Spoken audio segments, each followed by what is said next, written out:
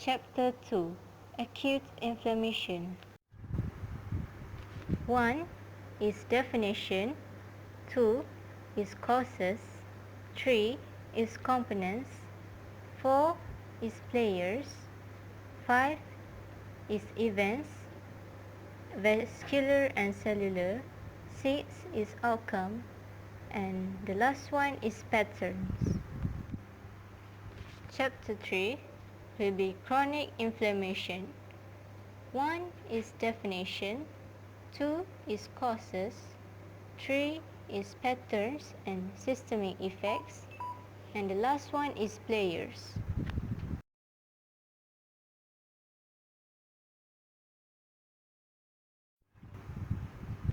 Chapter 2. Acute inflammation. Definition is condition of body where it becomes heat, redness, swelling, pain, and loss of function.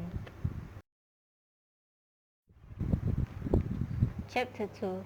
Acute inflammation. 2 is causes. Physical. 1 is physical. And the example of physical is trauma, heat and cold, radiation. Number 2 is chemical.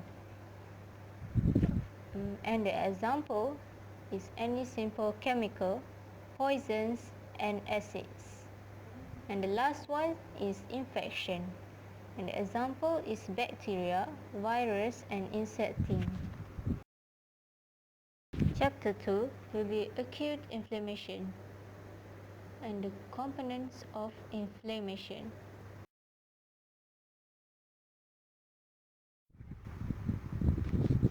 Chapter 2. Acute inflammation. 4 players in inflammation. Inflammation will involve circulating cell, neutrophil, eosinophil, basophils, lymphocyte, and monocyte. Plasma protein will be clotting factors. Vascular cell wall will be endothelial cell, smooth muscle, and the last one, extracellular connective tissue, will be elastic fiber, collagen fiber, and proteoglycans. Chapter 2. Acute inflammation. 5 events. 5.1 Vascular events. Firstly is alteration in vessel caliber, resulting increase in blood flow. Structural changes that permit plasma proteins to leave the circulation, increased vascular permeability. And the last one is leakage of exudate. Inflammation. 5.2 Acute inflammation. First one is rapid response, starts rapidly and quickly becomes severe. Need short duration, few minutes to few days. And last one, if injurious agents cannot be quickly eliminated, the results may be chronic inflammation. Chapter 2. Acute inflammation. Sequence of events. There are 2 components in these events.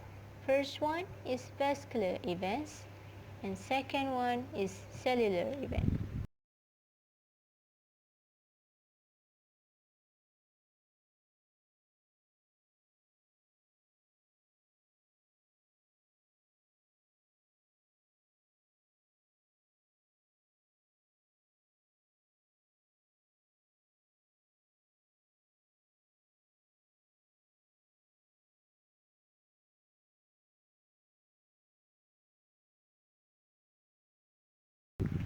Chapter 2. Acute inflammation. 5 events. 5.1 Vascular events. Firstly is alteration in vessel caliber. Chapter 2 will be acute inflammation. 5.2 Cellular events. Immigration of the leukocyte from the microcirculation and accumulation at the site of injury. First one is margination, rolling, addition, transmigration, and diapedesis. Third one is chemotaxis. Number 4, PMN, activation. Fifth is phagocytosis, recognition, attachment, engulfment, killing, degradation, attachment, engulfment, killing, degradation or digestion. And the sixth one is termination. And the last one is 100% resolution, scar or chronic inflammation.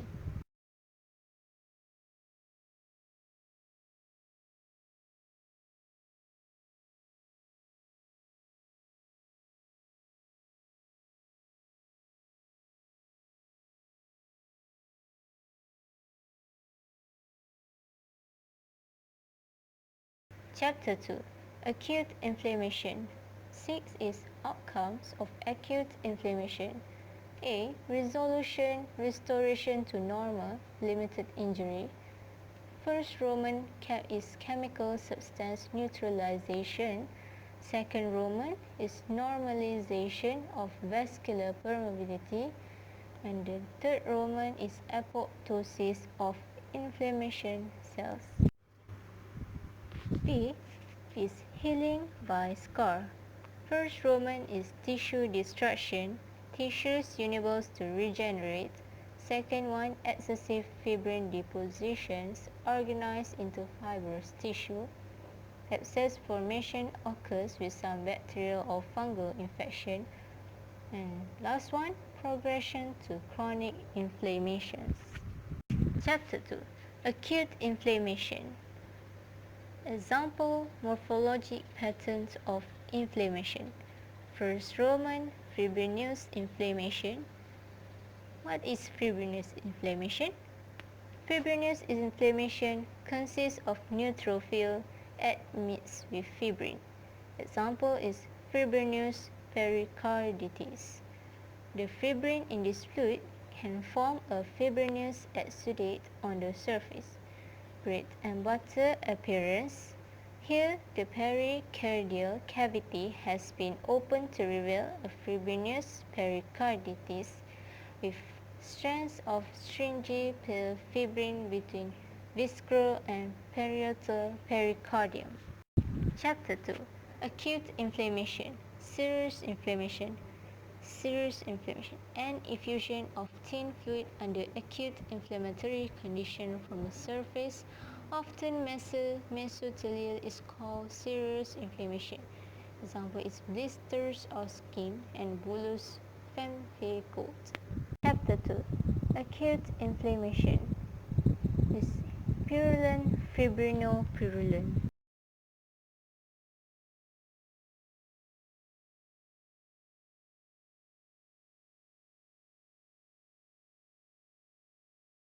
Yes, I'm going to share with Chapter 3 will be chronic inflammation. First one is definition. Can be considered to be inflammation of prolonged duration, weeks, months, and years, in which active inflammation, tissue injury, and healing proceed.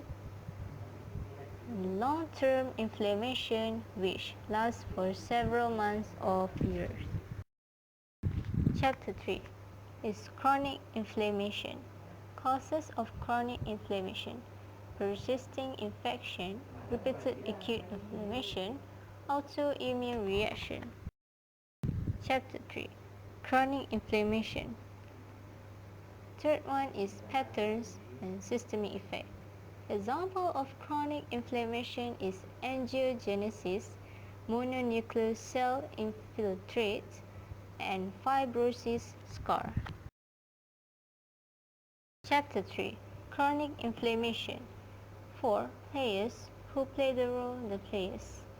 First one is T and B lymphocyte activate by activated macrophage, activation monocytes and macrophage, stimulate by cytokine, and persistent stimulate.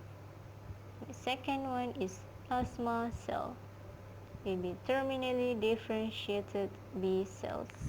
Here are the 5 reference lecture notes. Second is internet, third is Wikipedia, 4 is Google Image, and 5 is Google Translate. Acute inflammation is the body's immediate response to injury or infection. The initial step represents a series of vascular changes.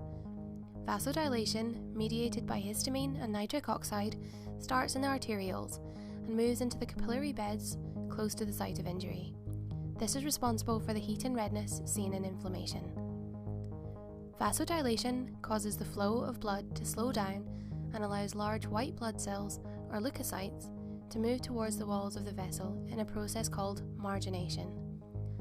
Chemical signals released from the site of injury cause changes to the endothelial wall of the vessel. The endothelial cells contract, allowing fluid into the surrounding tissues through the gaps in the cells, and resulting in one of the clinical signs of inflammation, swelling, or oedema.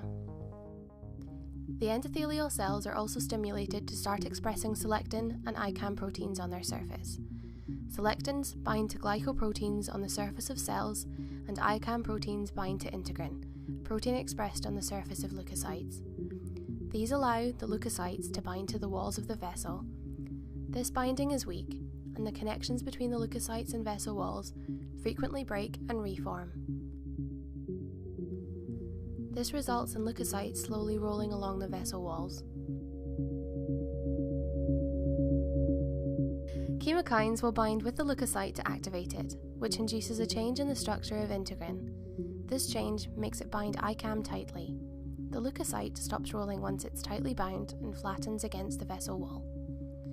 The leukocyte crosses the vessel wall by extending its pseudopods through the gaps, pulling themselves through and into the extravascular space. This process is known as diapedesis. Once in the extravascular space, the leukocyte begins to migrate to the site of injury by following a chemical gradient. A common signaling chemical is C5a of the complement system. Concentrations of C5a are highest where the tissue is injured. This process of following increasing chemical concentrations to the injury is called chemotaxis. Once the leukocyte arrives at the site of injury, it goes into action to clear and prevent infection by releasing cytokines or phagocytosing material.